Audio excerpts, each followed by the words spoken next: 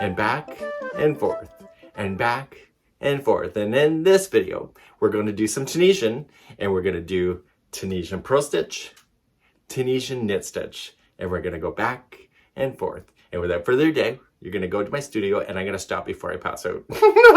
Let's head on over to the studio and let me show you this fun stuff with Tunisian today. Welcome to my channel, and I'm here to inspire you, give you crochet advice, and help you along with your next project. If you enjoyed this pattern, please give me a thumbs up or even comment so I can gauge your interest. It helps me to know what to film next. Welcome back to the Crochet Crowd. So my friends at yarnspirations.com. I'm your host Mikey. Today we're going to do this rib stitch dishcloth using the Tunisian technique.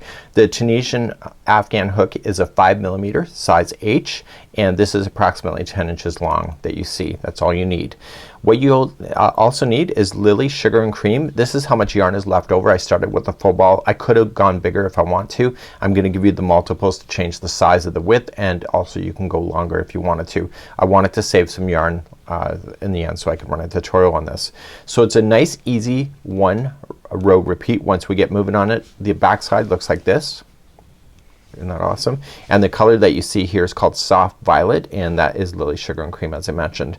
So remember, for any kitchen project products you want to use, it's 100% cotton because it will get wet. These also, if you probably double-stranded, you could probably use these as a hot pad as well, and it's something that you can use. So let's get started. A great commuter project to do, and it goes much faster than you may believe. So let's begin, and let's talk about our multiples next.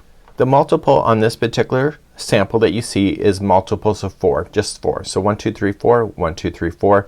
And when you have that particular multiple, you'll have the balance happen on both sides of the dishcloth, just like you see, and the nice ribbing. So if you want to change the size, as long as it's a multiple of 4, you're good. Let's begin. Keeping a longer tail so that you can use that as a tapestry needle to hide that in later. And you're going to want to start with your slip knot. If you're new to Tunisian, I'll try to go nice and slow. So this one never counts as 1 on the hook here, and what we need to do is a multiple of 4. So I'm not going to do a whole dishcloth. I'm just going to show you a sample. So if you can either chain 32, that's what that particular sample is, or you can do a multiple of 4. So you just go 1, I'm chaining 2, 3, and 4. Is it wide enough? Yes or no? If not, keep on going. So obviously it's a dishcloth, so it's not. So 1, 2, 3, and 4, and then 1, 2, 3, and 4. So this here is a multiple of 4, so this means that it will stay in balance, so I can show you what to do next. So do whatever you want and meet me back here, and we'll start row number 1. So if you're new to Tunisian, I'm going to assume that most of you are, but if not, just fast forward me. So what you want to do is that you want to go in the back, they call it the back bar, I call it the back hump of the chain.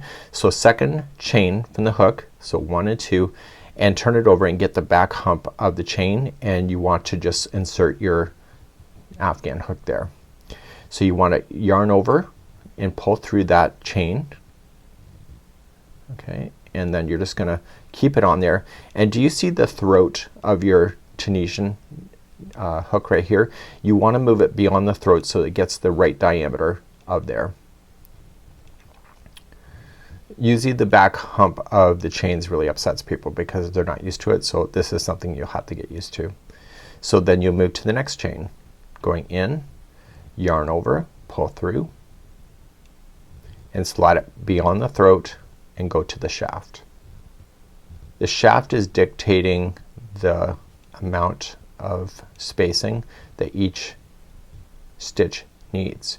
So if you don't move it down the shaft, you're not going to get the right size stitching, and it will be very inconsistent. So I'm just moving down and I'm collecting all the stitches. So if I started here with how many chains, so if it was 32 on the sample, there should be a total of 32 loops.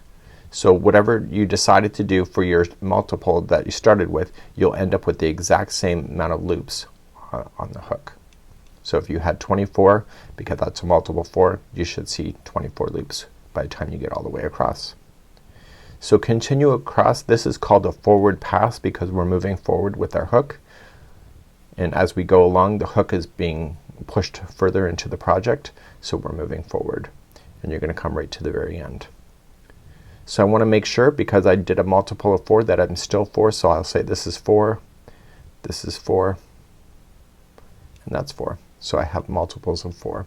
So continue all the way along, put me on pause if you're not ready, and we'll do the return pass and I'll explain how that's done. The return pass in Tunisian, the return pass is when the row grows. Usually in crochet what happens is that we chain 1 and then we start the instruction to go across.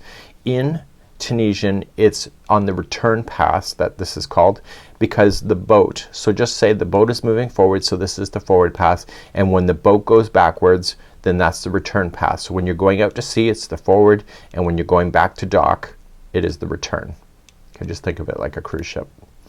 So when we have to build it out to go home back to the dock, the very first loop is what we need to concentrate on, and we're gonna yarn over and only pull through the 1 loop. That's considered a chain 1 to start a next row, and this is in the return pass, so we do that.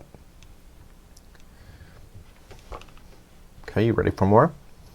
The rest of this is all beautiful and simple. You're gonna yarn over and pull through 2 loops at a time, very much like double crochet. So you pull through 2 loops and then yarn over and pull through 2 loops and 2, and you do that all the way until you get back to the dock, which is the very last loop. So you'll end up with 1 loop left on your Tunisian hook, or your Afghan hook I should be calling it, and you're going all the way across until the very end. Put me on pause if you need to wait, and you're going to, and I'm gonna explain something while you're watching, so just put me on pause if you need to. In the return pass you create what looks like a picket fence, okay, and you can see the holes that are through there. It's not until you go back and you put the boat out to sea in the forward pass that this all fills in. So right now we can see our neighbors through the fence, but in the forward pass when we take the boat out to sea we're actually going to close it off so we can no longer see our neighbors. So we're gonna make the privacy fence even more private. In Tunisian we never worry about the first vertical strand here. We start with the second, and that's where we start. So just ignore this. We don't chain 1 to begin because we chained 1 when we did the return. So that's already been handled, and what you're going to notice is that this top piece here, once we do this next piece, it's going to fall down and block the neighbor from looking at you. So basically you can open your curtains again. So we're going to start off immediately into the very first 2. So see this one, ignore it, it's an edge. So these first 2 is what you're going to do, and we're gonna start off with Tunisian purl stitch. To do the purl stitch I need you to move the hook and just go behind the strand and bring that strand forward with you. And see these verticals that you go? You have to just get your hook behind the first vertical. You see that? Then using your thumb, this yarn that we brought forward, you're going to pinch it and you're going to yarn over and pull through, and you're bringing the yarn through the vertical backwards. That's the Tunisian purl stitch. So it's coming down, looping around and going back through. Takes a bit of practice. The trick to this stitch honestly is just to make sure when you do a purl stitch you come in from the behind of this strand, so it brings it in front so it's ready for you. If you leave it in behind it will not be ready for you to do that. So you have to sneak in behind and going into the next vertical, pinch, yarn over and pull. It takes a bit of practice, so if you're rough right off the bat that's normal.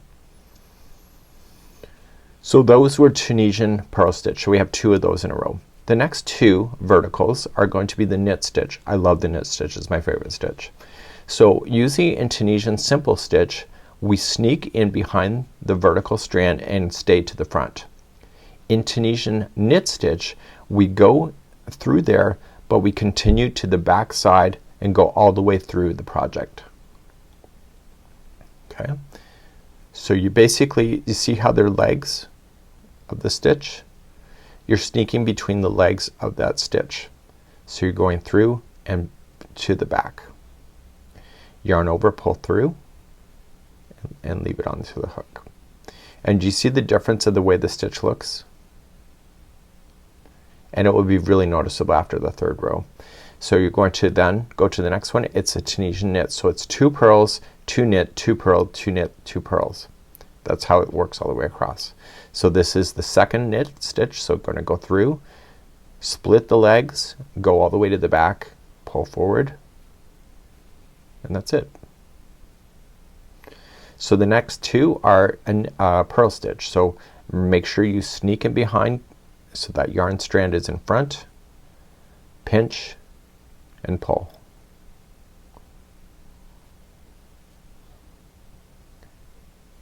Behind, sneak in, pinch and pull.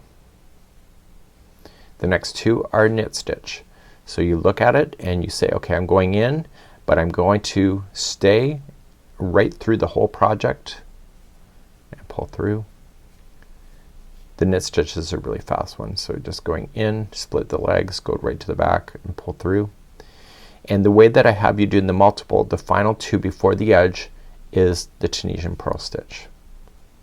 So you gotta sneak in, pinch and pull, sneak from behind, in, pinch and pull.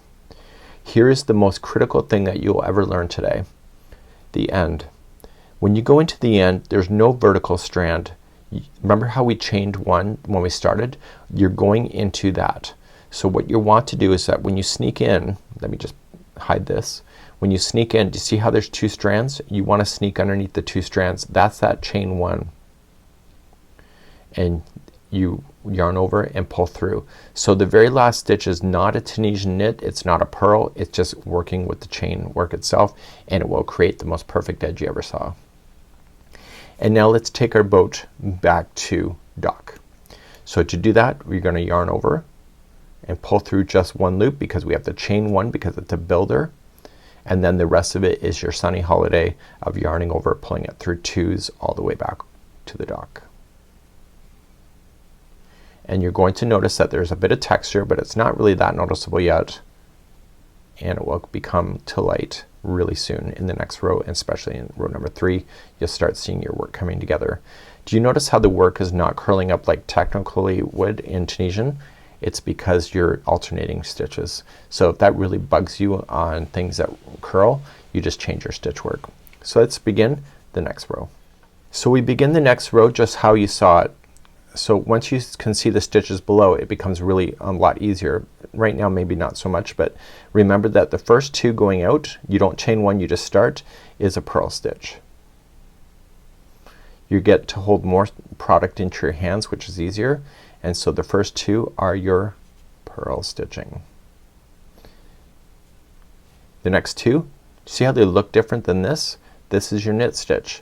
And now you'll see it even more clearly. Split the legs, go to the back, pull through, split the legs of the stitch, pull through, and then the next two are a purl stitch. So sneak that yarn in front, pinch and pull. So sneak through, pinch and pull.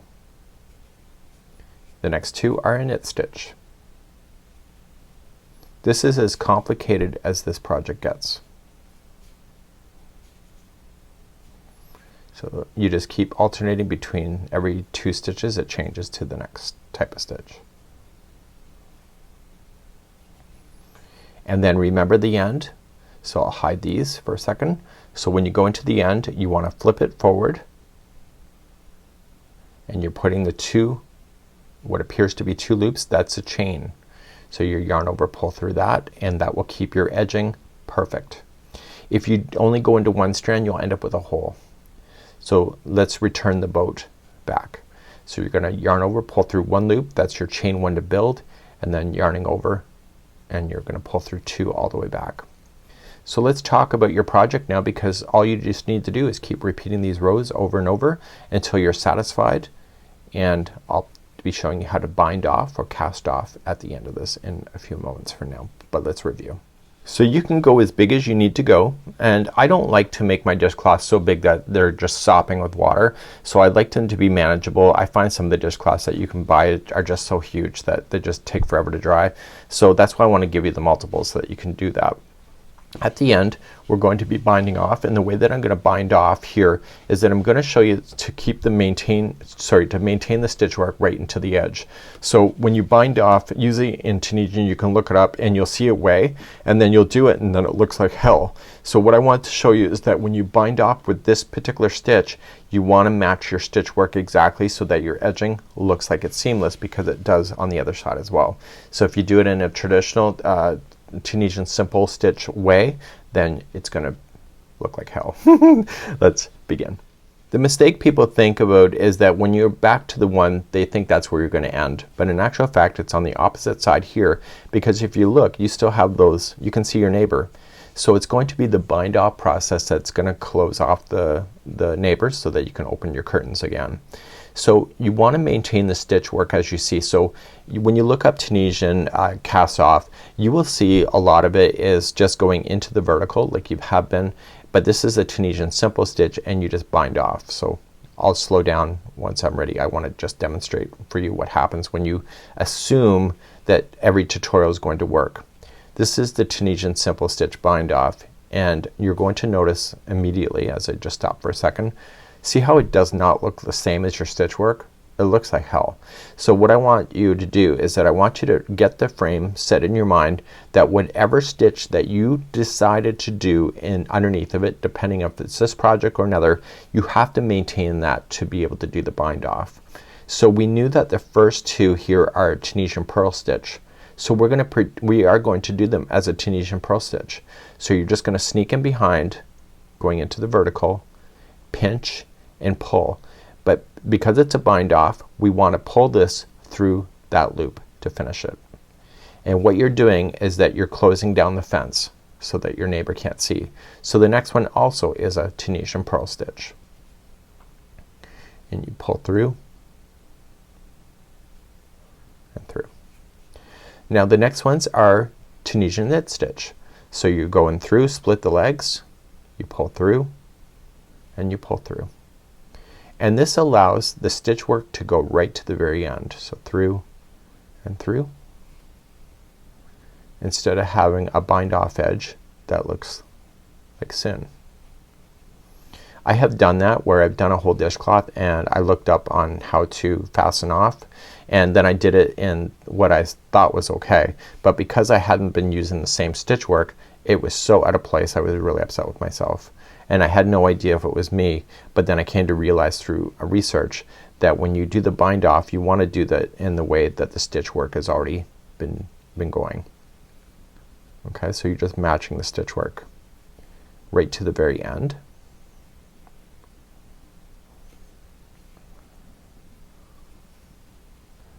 And you go right into that side chain, and then that's where technically you're finished. So when you go to finish, let me show you that.